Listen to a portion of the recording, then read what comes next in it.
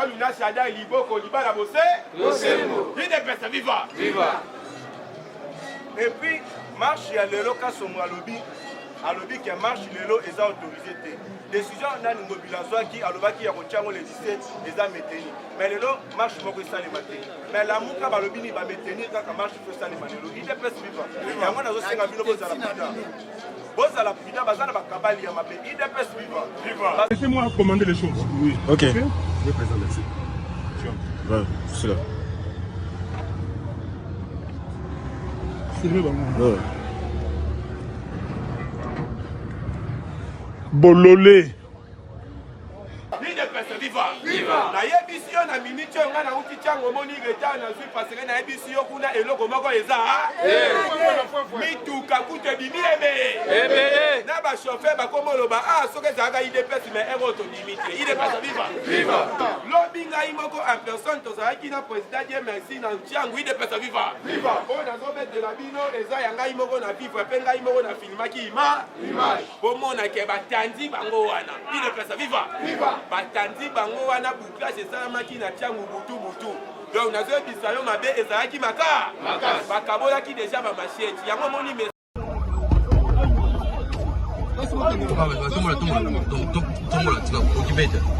Occupate.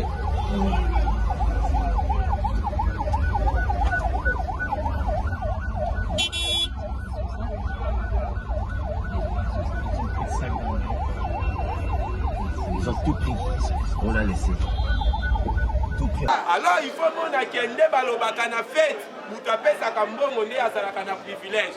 Yango moni message ya batu ya peuple de kosangana na bango yoyo ki lamuka bengani bango. IDPS viva. Parce que baza na choix te yende apesa ki mbongo ya marche. 2 millions de dollars. Mutapesi 2 millions de dollars ya marche. Donc yende mutu akomi ko konja bino na marche. La minute autorité morale lamuka c'est Kabila. IDPS viva. Yango na koloba. Bolanda ba Martin Fayulu te parce que moi je connais Martin Fayulu mutu ayaka kotisaka ina IDPS pour espionner papa Etienne Tshisekedi wa Mulumba ezala ke mwadoni. Yango zomoni bato nyonso ba étranger nyonso ba bayaka bango nyonso ba bana ba congolais te. Donc kende atan exemple ba o nyonso bayaka pona ba servir ba étranger ou soit ba rwandais. Au moins na basi na bango baza ba congolais te. Ata zo la ni la mère Mende moi c'est un rwandais. Ozo la ni Martin Fayulu moi c'est na congolais te. Ozo la ni même Moïse Katumbi moi si nae azana ni rwandaise IDPS viva.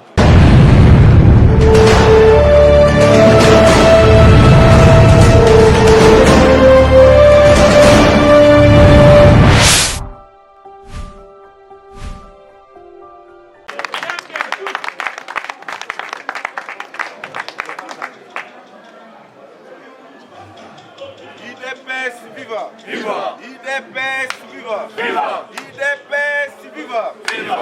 Viva. Viva. C'est des différents nationaux. Les parlementaires debout. Les parlementaires debout. Les parlementaires debout. Bonjour à tous. Bonjour. Et là, on a Boloba ya Liboso, on a pour aider chef de l'État. Avant tout, il faut changement de mentalité. IDPS viva. Tant on a vu dans l'anda qui n'a pas qui va massango chef de l'État qui n'est qu'au niveau ya camp. Mais il faut faire la réflexion ya peuple congolais. Ba comme Kolobani, o massango wana ezao ba kuluna basu basali yango na basali yango na ba machette na bango bakata ka ba biloko wana. Dès que peuple congolais azu yango automatiquement bango pe ba esprit na tukune. On est féliciter action ya malamu. Vous allez critiquer avant que Massango wana ceux qui bolient yango mais espère ba kuluna ekota bino ko ba kuluna ne ba sali yango. Comment comprendre que donc régime ya Kabila et bien sa mentalité ya peuple congolais. Régime ya Kabila et boma peuple congolais na ba façon de son IDPS viva.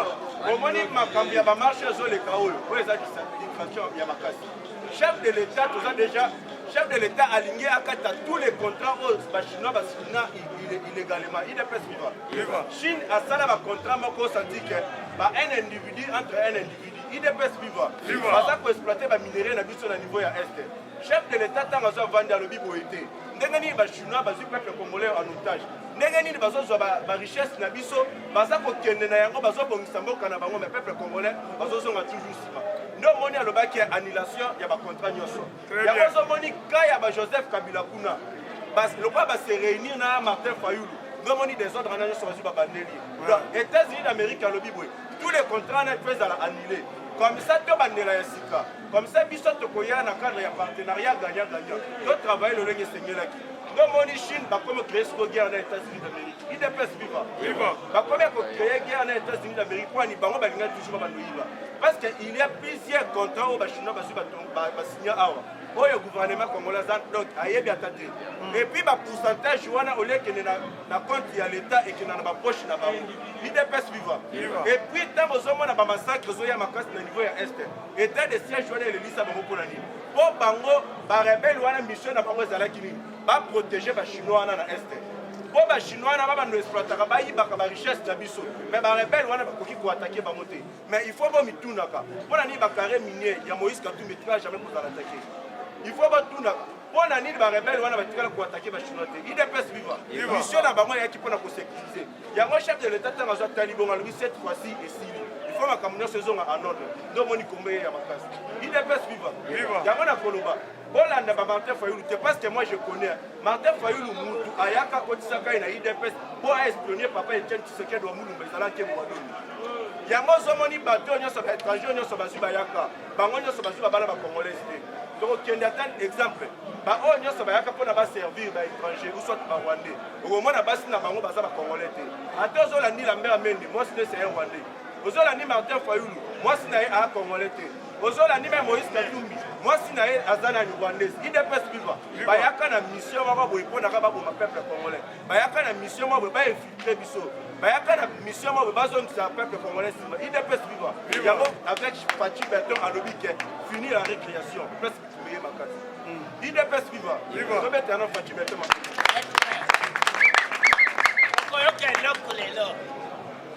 Et puis, la justice congolaise, il faut faire la mise. Parce que trop c'est trop. Si la ligne était à Salaki audit au niveau de la présidence. Après audit, il y a un lobby qui est bientôt là à couper sa rapport. Mais aussi, tout le monde est proche du chef de l'État. Il dépasse vivant. Pour la justice congolaise. Comme qui m'a démontré que la main noire dans la carte, il dépasse vivant. Comment se fait-il que Salibino audit? Automatiquement, il faut que autorisation de sortie exaltée. Il faut que là jusqu'à ce que contre mon sama. Mais Bino Siko, il va conseiller. Bateau et proche à la présidence. Déjà, il y a Europe. Il y a un homme qui s'est passé. À tout, après avoir détourné. Dans une ammonie à niveau du Canada, a commis sa peur. Il y a même des vidéos qui sont sur les réseaux sociaux. Et ça comme si chez moi, Bayaki, Babanda Koïba, Baken de Libanda, comme ça va vivre vivre à l'X. Il dépasse vivre. Il y a moi justice congolaise pour le et ça n'a pas de déchets. Et ça n'a pas de place Nyoso. Batia va combattre, il faut sécuriser. Parce que Kabila c'était malin. Et ça n'a pas tout le monde va se faire. On dit, Fatih Berton, Negani Kabila. Donc, ailleurs a eu pouvoir à autre Kabila, la Kabila. Mais Kabila, il a se protéger à partir de la Constitution. Il dépasse vivant. Il n'a qu'à battre Liboso, ce chef de l'État Salibo, qui a violé la Constitution. C'est quoi, il y a un Kabila, on est en violation de la Constitution. Pour comprendre que vous comprenez ma campagne, il y a votre aussi dans la justice congolaise. Tout le monde a stipulé, et ça a un minute, à Mokate. Aussi, pour préciser, date, il y a Matata Ponyo. On le sait, on le 25, mais aussi on peut m'attendre pour le pour ceux qui ont mis cette fois-ci, peuple, il faut comme ils prendre en charge. Bambon va zoyer bana Esaïa Bisso. Bambon mwana bola na terre va se détourner va salibwe. Ezambo mona yo na ngai ne va zoyer ba. Bambon va zoyer na libana mbo. Il dépasse vivant. Et puis marche ya lelo ka somo alobi. Alobi qui marche lelo eza autorisé té. Décision na mobilisation qui alobaki ya kochango le 17 eza maintenu. Mais lelo marche moko ça le matin. Mais la muka balobi ni ba maintenir kaka marche faut ça le matin. Il dépasse vivant. Yango nazo senga bino boza la pida. Boza la pida bazana ba kabali ya mabe. Il dépasse vivant. Bazana ba kabali ya mabe, bazana ba kabali ba simisa chef de l'état. Bazana ba kabali ba simisa nous les combattants de l'IDPS. Ba bongisa ba kabali na bango déjà bien planifié. Ba lingi balati sa chef de l'état ba crime oyo kutu yekuta ayebite. Yango zomoni bazana ba tenir la police. Yango to senga chef de l'état faut changer la tenue. Va tenir la police partout, va rebelle bazana yango. Le chef de l'État a changé ba tenue. Comment se fait-il aussi ba tenue aussi au pays ba Tanzanie? Donc bango na marche ya lelo. Bango ba sala nini? Ba bête vraiment massage boy. na marche ya lelo commissaire oyo bakolata bakolo ya IDPS bapiller basala badésordre commissaire baaccuse IDPS et puis basoda oyo ya batanzanie bango bazwi bapesi bateni wana so babomi bato balobaka c'est à cause ya pouvoir chef de l'état fo baluka baccuse IDPS yango tozala mayele yango Moïse Katumbi alobi nini ke ote na marche esalema lelo nga na kotinda bato nanga baparticipe te mpona nini alobi bongo après Mike Amer ntango akutanaki naye na niveau ya Lubumbashi ayebisi ke tu es sécurisé grâce ya union sacrée oyo oza na kati tu es sécurisé soki olobi ebima libanda na yango nde place okomona makambo ebele kolanda yo mpona Faci aréussir asala makambo na ye ndenge ezosengeli tu dois la soutenir IDPS viva yango nazwi nalandi video moko chef de l'état alobi ke o nazwi napesi nani même Kabila eloko alobaki napesi ye raison parce que mpona kokumba moko il faut baproche to bato bazala ya malamu mais ngai mpe nakoya na ngai na pouvoir nazwi na remarke baoyo napesaki bango baconfiance bango nde bazwi bakolinga baoyo bazalaki pembeni na ngai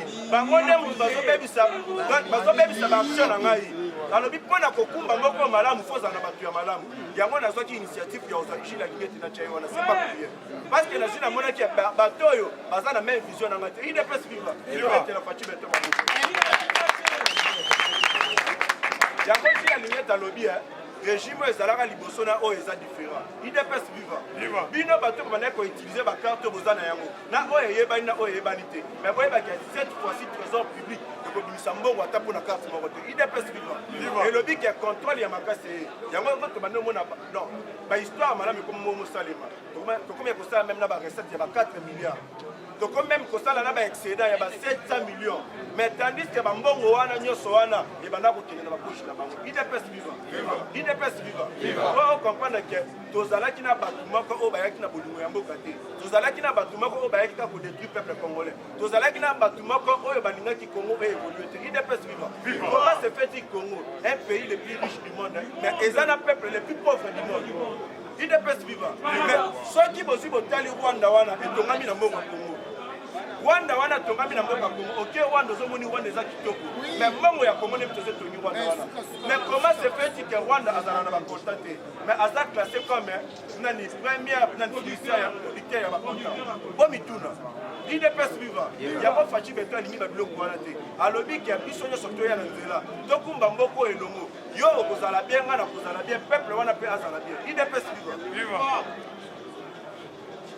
et puis affaire ya nani ya Papa Mbosso ntango bozomona ke badepute oyo baza bapro Joseph Kabila pro Katumbi bazwi batelemi mpo ani mpo na loi ya kongolito ekotaki wana lokola Papa Mbosso andimaki yango alobi ke na mikolo ekoya il faut badebatre yango nde omoni Moïse Katumbi na Joseph Kabila balobi ke na loi wana na terrain yo Moïse Katumbi otika jambo za pouvoir na Joseph Kabila mpe azwa alobi ke na loi wana na terrain même ngai yo ndenge naza boye ata na baposte mosusu otika okufi yango te IDPS yango baza na posa ke mpo na lo wana eleka te il faut bakoyisa Papa Mbosso me ngai nazoloba na bango oyo bango bazosala na un théâtre pamba parce que Papa Mbosso azotali bango azoseki alobi ke badepute baza na union sacrée bakoki te même kodépose basignature na bango mpona ngai na longo mais baoyo bazwi badépose basignature na bango wana balakisi biso baoyo bango bazali IDPS viva na il faut yebaki ya union sacrée nde mutakoma majorité avec le cognon esalema autorité morale eza chef de l'état Faci Beto il faut basolola na ye nde mutu akopesa bango te bokende boye oyo nyonso bazosala eza mbongo bazwi balie wana alobaka Papa Molia ndenge aza wana aza motu moko kutu donke noki oyo ayaki mpona koloma mboko otala kaka bamakambo nyonso esalemaka ya mabe osutuka Papa Molia mais oza na FDCA ya bayatu likwebo oyo aza na kati ya union sacrée mais comment se fait-il que otelema oyo atake moto aza na union sacrée IDPS viva yango azojustifie bambongo bazolia bango baya kosala politike moko boye ya kosenrichir donc bovote ye mpona alobela yo mais ye sikoyo akokende bandosala business opesi ye boye asala eloko IDPS viva pour comprendre que cette fois-ci il faut tenir compte ya badepute oyo vote cette fois-ci il faut tenir compte ya badepute oyo tokotinda balobela biso tolinga te babeta biso eloko esala biso motema pasi ya Papa Molenga ayebisa biso ke nabosana koyebisa bino ke nazala moto ya omone bamokeli omone ndenge baozwa peuple congolais ezoba ngai na sepla na eloko aloba wana mpona nini efongola biso nyonso voter cette fois-ci tant que nous sommes dans l'élection oyeba député aux voter à ça parti nini IDPS vivant voter le chef de l'État Fachi Beto cette fois-ci a réussi mandat parce que le week-end n'a pas concrétisé le projet dans le deuxième mandat on a réussi à concrétiser le projet nous allons dans la devoir ya kopesa majorité IDPS vivant kopesa majorité na IDPS eza te ke tozwa oyo ekoyede ete yango nde mte komemaiso affaire ya bacoalition parce que chef de l'état na baprojet azalaki na yango si azalaki na majorité parlementaire ebele esalema IDPS vivant bagratuité ya enseignement oyo azwatiaki oyo tolingai tokende plus loin na bagratuité même ya basante bamakambo ebele engaki kota IDPS vivant yango nazwi na sengi tosoutenir chef de l'état Fachi Beto mpona maponami ya 2023 gouvernement déjà a épargné déjà bambongo bati déjà koépargne beaucoup na élection po élection ekosalema en 2023 vouloir ou pas nga naza na posa élection wana esalema parce que tokase baka wana posa na nga ezaki tokende na élection mpona tokase makambo bacoalition esila tokende na élection tomona esu papa molia mpe tokende na élection po tomona badane esafoli parce que peuple congolais aza déjà au courant ya badéputé oyo bamebisi régime afaci boyebi bango boyebi bakombo na bango parce que bolandela mais tozokende na élection nazoyebana bino boyeba moto nini bokotinda IDPS vivant les parlementaires debout les parlementaires debout les parlementaires debout on a cogité dans le Malabino, ozala vraiment très vigilant dans le mouvement. Ozala très vigilant. Pour oyo bakokanga kosala désordre balobi bakokanga kanya makasi. Et puis là moi je sais qui ça qui il y a bakuluno bakobe kokelemba babi ke batina bango bakina kanya makasi. Pour nani? Bana bayebi ke ba o bazosala musala kuna bakomi kofuta bango. Bango pe babi ke toke no sala musala kuna ba ndofuta biso. IDPS vivant. Dans la fatigue de la changer mentalité bakuluno. IDPS vivant. Yango na lobi to soutenir Fachi Beto, tozala na ye tisuka, aza mwana ya Congo, aye na biso ya malamu, ya kokumba moko ekende liboso. Merci beaucoup. Lumba!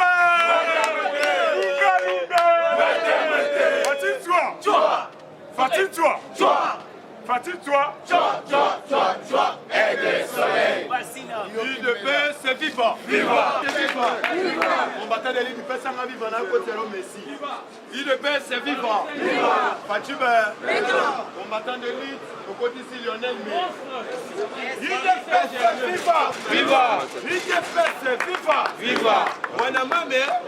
Mwana mama, mambu maso, yolobaki Fachi atikaki déjà Congo na maboko ya Nzambe. Bundisi Fachi bundisi ye moko Nzambe. Lelo makambo nyonso akupe bimi na poa. Oyo ezosala lelo biso tozobenga ngo révélation. C'est-à-dire prophétie ekokisa mte kokisa mite. Tangu tobandai koloba coalition ya butu esalamaka bato bandai kontimate lelo ya butu bimi na poa. Lelo bokomona Martin Fayulu na Shada Liboko libala bose. IDPS vivant. Pomona ke bango na bango Nzambe azo contredire bango. Fachi a su pouvoir na 2019. Balobi aza pate aza étiquette. Joka Fachi amemaki système oyo tobengaka ya film ya Jackie Chan. Azobunda na bafati azokotisa bango kibotu. Na nsima basutuka boye ya mandefu na mabele. IDPS vivant. Nsima aza lisusu pate akomi dictateur. Oyo toyebisi bango kaka oyo eza ebandeli. Fachi akendaka na Japon na 2019. Empereur japonais alobaki nayebi papa na yo nasololaka na ye aza politicien moko ya makasi mais yo mpe nasololi na yo me namoni mwa différence yo oza trop diplomate IDPS vivant un diplomate abombaka position na ye te alingaka te abimisa yango ekopesa adversaire maye diplomate alingaka te adversaire ayeba position na ye yango moni Fachi na munoko mona bengi Kabila partenaire na mutema alobi zolo kozwa kibotu lelo azwi te na munoko Fachi alobi na kofina na ngana passé te mais lelo bazolela to baolela te batata pono ayibaki mbongo bukanga loso Fachi azalaki ata chef du quartier IDPS vivant awa atuma tubwana ye mwaka tula mwisi yaza yango tozosenga na chef de l'état zwa bakombata nyonso na DGM IDPS vivant biso nyonso na deuxième tokozala na bamonye sini mutu moko te lidepese viva nayebisi yo na minute oyo ngai nauti ntango omoni retard nazwi paseke nayebisi yo kuna eloko moko eza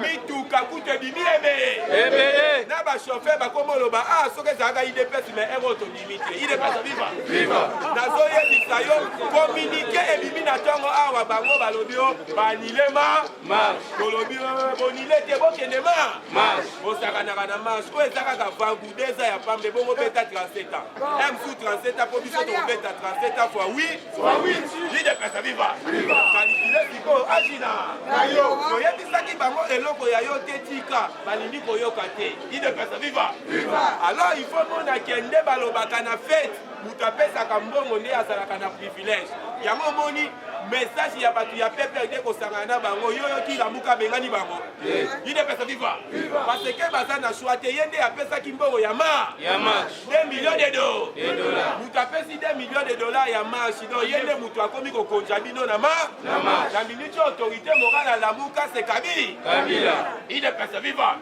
nazoyebisa yo il faut comprendre bato wana bapreparaki baje ya mabe mais bakwei na faux poule bato baza na pouvoir idps aza na pouvoir aza na force partout toza na force na population toza na force na armée toza na force na idps viva parce que na minute oyo idps bazobenga yango parti président soki président aza garant de bon fonctionnement des institutions président aza commandant suprême automatiquement biso mpe toza bagarant ya bon fonctionnement des institutions yango omoni na marche ya lelo biso tolingaki tozala kaka lisuko ya tomoni olingi oyiba mama bato mpo bango basalaka marche te bayaka nde koyiba olingi oyiba mwa mama bato bikabe tokangi yo topesi yo na la polise okende osalela biso masango lelo masango eye toye te lidepesa viva bakomprendre ke bakuluna bakimi na minute oyo kuluna azomona na lisusu te idepesa viva kuluna azongeli kombo na ye yanda oyo amipesaka kombo nga mbeli bakomi yo nga frère Christ azobanga kende osala masano alors bato oyo bakosimba macheti lelo tokoremplace bango na place ya bakulu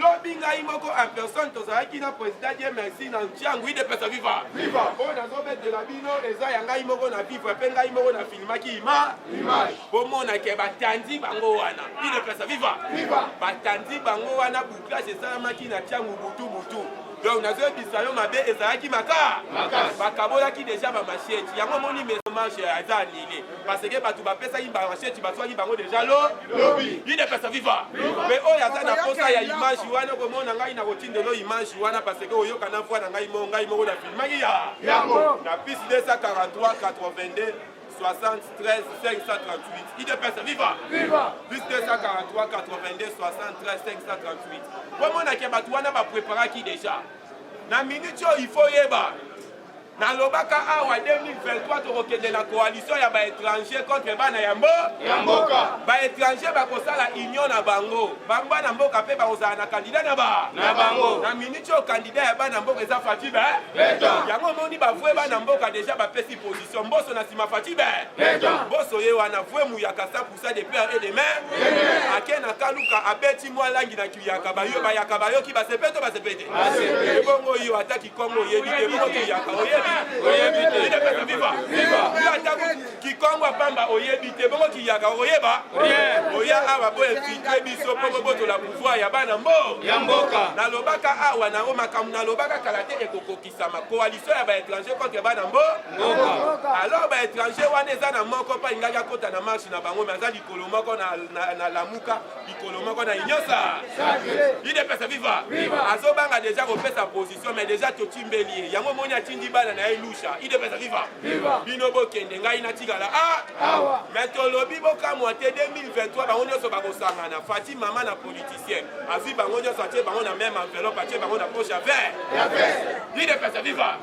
azotala bango boye politique ya otini yo sakanaka tolobaki mwana nkoyi aza nkoyi yo ntango ozolala la Fati a échoué, Fati chaque jour a multiplié un tel lit.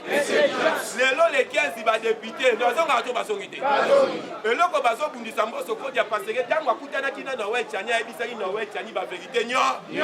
Mboso ko dia lobaka na we chani ni. Po na we chani tango akutana mboso ko dia ebisaki makambu ya loi o etali congolité. Il de pesa viva. Mboso ko dia répondaka kani. Alobi oui, loi o ezaki tort. D'ailleurs ba tout pesa ba nationalité na mboka o bangonde ba balukela biso ba koma su ko mabi. Biso ya ko moni na minute o moni mboso ko dia komi visé. Donc, il de pesa viva. De façon que ba longola e mongo wana tu ebi déjà quand o ezobi. Il de pesa viva. Ba komi ba visé parce que ba yebi ke ko songa ya assemblée awa. Donc loi na we chani likolo ya mesa e. Parce que loi wana na lobaki eza loi moko pesi mbombo abo. Mukolo wana mobilisation ya danger biso tu na assemblée nationale. Bango na se biso likolo. Nous otala oya kotombola musapita za étranger. To kobeta yo te parce que to continue na état de droit. Nous yo kaka libanda inde na aéroport. C'est avion yete. Lobi to signé partenariat na Ethiopia Airlines. Il de pesa viva. C'est-à-dire to ça la compagnie mususu RDC partenariat na compagnie ya Ethiopia Air. Fatia ko sangisa Congo na biso avec rekomelo repas. Le rekom mozolomba awa vidi karo ke de kingasa na mbouteillage ya mutuka na zwi nanga Il de pesa viva. Usakana. Awa tozoloba na bango boye bidaki bambisani nini. Fatia memeli bango na système so de mutu ake malembe lera mati na bango kikisi bango na se mitra. Yango moni asangisi bango mitu. Il de pesa viva. Alors aliro tozokende yo komona. Président na minute yo bazobanga passer ba yebi le 20 au 25 octobre président des États-Unis. Wana calendrier bien tu que mois d'octobre écoute la président la province ya Kasai parce que azo banda ba tourner na mois d'octobre mais akolonga na Kasai ya kozonga wa te directement na États-Unis. Kuna selon information bimi ba kozala tête à tête na président américain Joe Biden. Il ne pesa viva. Joe Biden azo luka Fatima ka parce que Fatima na minute onde espoir ya Afrique. Bolandi yemo comme président ya Turquie alobi na président ni il ne pesa viva. Alobi yonga sina yonde na mona Afrique kotongwa yo tamu yo so refe na minute yo dans ce Israël moi na Congo zalaka kana sima ya congolais il de pesa viva congolais na biso déjà to pona Fatibe président o ya koti pouvoir na taina aya déjà munene aya te po ayi ba donc Fati déjà za munene na il de pesa viva yo sikoyo oya awa okomi makundi obikuna mandefa be ya pembe na mboka na biso olingi isuso longwa te alors na so biso na minute yo makambo za koyi makambo za koyi na parce que lobi boyebi président sali 2 jours azubenga ki tout l'officier militaire baza awa na biso réunion wana za ya kafuka réunion wana ya kafuka officier moko na moko il faut loba yo moko ça ke ba ke de contrôle mindu kezawa il est pas viva parce que o bazwa ke pa ya John Numbi wana donc révéler ba to belé pour mon na ke facha za 1 contre 12 omoni ba média ebele zo lobela ngote il est pas viva apa erefika ka lobela tia ko nyoso wana ba média wana déjà ba tia ba mona po na poche yango moni ba na Congo en tout libanda nyoso ba koma ko souhaiter ba la data ba parlementaire de parce que biso to pesa ba bango information à la ligne makambo zo le kadako na lobi muta ko bangisa te biso ne to ko ba parce que to sale lo kwa makasi oyo opposition moko tia ko sala kati Congo boku oyo ba benga ka Chine ka mbo autorité morale Fati déjà commissaire moi na po oyo koma soko fina mandefu leli finye na libumweleli merci beaucoup dans la lobby tolobela bango te baza po léger baza po mouche po nzete idps abundaka mpo na intere na yo te abundaka te mpo ase retrouve abundaka peuple congolais abundaka te mpo asarichi abundaka peuple congolais ase retrouve babengi yango le peuple d'abord idps aza na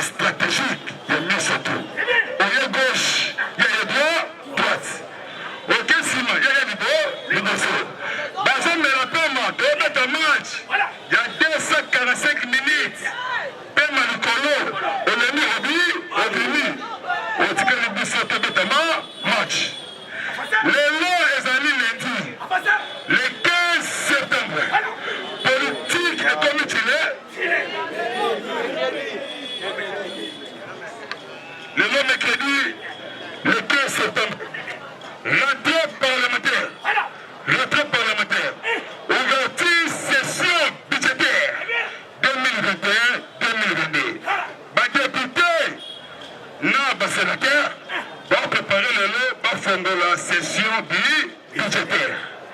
Sama Lokonde Jean-Michel Kenge lobi azalaki na bureau de l'Assemblée nationale a déposé déjà projet de loi de finance il y a budget 2022 10 milliards de dollars américains et quelques acclamés pour le chef de l'État. Sama Lokonde travaille na vision ya Mokonzi Yambo ya Mboka a déposé yango. Opposition awa ezate ezali jalousie et prix tribal. Donc c'est l'opposition Bokolemba Timo Koyezo Kozo à Kozonga. Donc tika pouvoir oyote. La conservation du pouvoir. Tozo batela yango lokola likti. Mumimimaki mwaswana ezate. Siko biso mamambre IDPS doit jouer deux rôles. Opposition na majorité. Lisi Nicolas Ali, Yanis. Doko Bundate, Doko Fingate. IDPS ezali machine ya politique. Université politique sans Minerval. Nase nzete ya mayele 12e mili, 11e mili, ozi mayele ofele. Membre de IDPS, sans être de critiquer politique, babenga ya savant ya mune. Il est temps pour nous le bateau. Fati destiné na Nzambe ya likolo à mettre fin na basanguinaire na crime de guerre et génocide. Bakei ko déposer mémoire na bango na siège de CPI na Kinshasa contre le chef de l'État.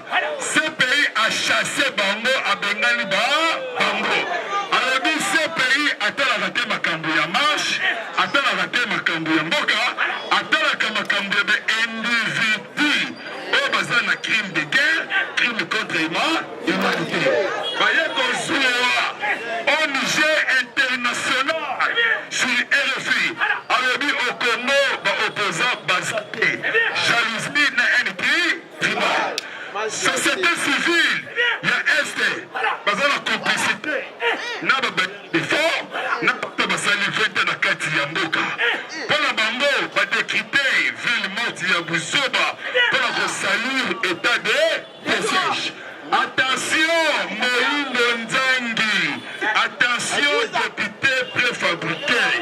Pendant que état de siège est colomboté, état de siège est Tikali Libela, tout le courrier soit causé à Kozonga. Comment que Moïndo Nzangi a obaké balongola état de siège? Ceci que Azali Koro corrompu. Député Oyo à côté de l'état de siège.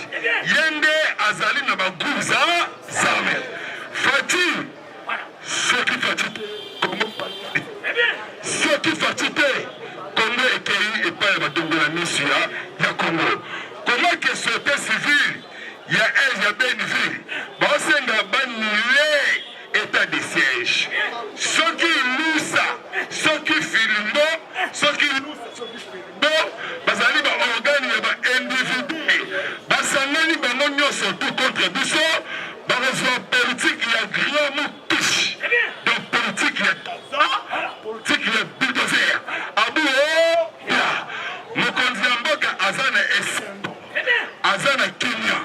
Parce que chef de l'État a voulu que ça lisa.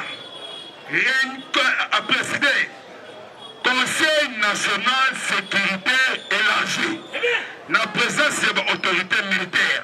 Ministre de l'Intérieur, Assel Daniel Kassongo, commandant la ville, commissaire de la province de Kinshasa, a décrété pourquoi, pardon, dans le président réunion, nous avons conduit à Mokassali, deux salons de Assomba Papier, Misatu, Atsanapush.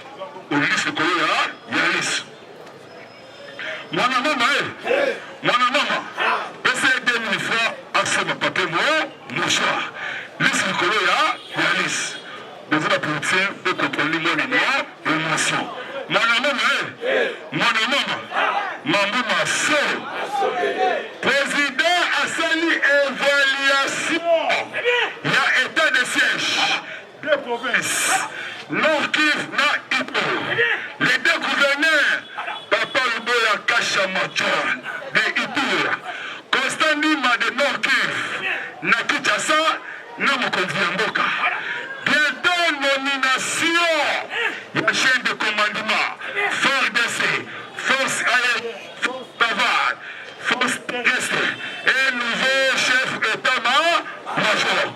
Mokonzi ya mboka afukisi bango alobi nouvelle orientation pour connaître fait na bagours armés oyo baza na haut plateau de Minembwe oyo baza na sud Kivu.